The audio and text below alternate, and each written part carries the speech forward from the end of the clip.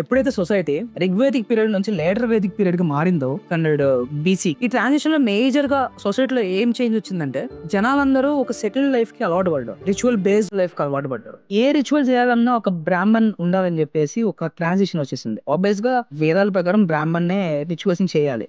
So చిన్నగా ఎప్పుడైతే ఈ సెటిల్డ్ లైఫ్, ఈ అగ్రేరియన్ లైఫ్ అనేది కన్వర్ట్ అవ్వుకుంటూ వచ్చిందో బ్రాహ్మణికల్ సూపర్మసీ పెరిగింది. ఈ వర్ణాలలో బ్రాహ్మణ్స్ ఆర్ హైయెస్ట్ అని చెప్పేసి పెరిగింది. ఇలా పెరగడం వల్ల ఈ ట్రాన్సిషన్ అనేది ఏర్పడింది. ఇంతకు ముందు కండెప్ట్ బేస్డ్ గా ఉన్న ఈ క్యాస్ట్ సిస్టమ్ వర్ణ సిస్టమ్ అనేది చిన్నగా హెరిడిటరీ బేస్డ్ గా వచ్చేసింది. ఇంతకుముందు ఎవరైనా వర్ణమైనా మార్చుకోవచ్చు వాళ్ళ ఎబిలిటీస్ బట్టి. కానీ చిన్నగా ఈ ట్రాన్సిషన్ ఈ లేటర్ వేదిక్ పీరియడ్ లో ఆ వ్యవస్థ పోయి ఏ వర్ణంలో పుట్టిన వాళ్ళకి ఆ వర్ణం వస్తుందని చెప్పేసి ఈ ట్రాన్సిషన్ వచ్చింది. ఈ ట్రాన్సిషన్ క్లారిటీగా అర్థం చేసుకోవాలంటే ధర్మశాస్త్ర లిటరేచర్ 600 నుంచి 200 బీసీని మనకి క్లారిటీగా అబ్జర్వ్ చేస్తే ఈ ట్రాన్సిషన్ మనకి అర్థమైపోతుంది. కానీ ఎన్ని ట్రాన్సిషన్ వచ్చినా ఫండమెంటల్స్ ఆఫ్ మన వర్ణ సిస్టమ్ అనేది మన వేదాలలో మారలేదు, మనమే మార్చాం.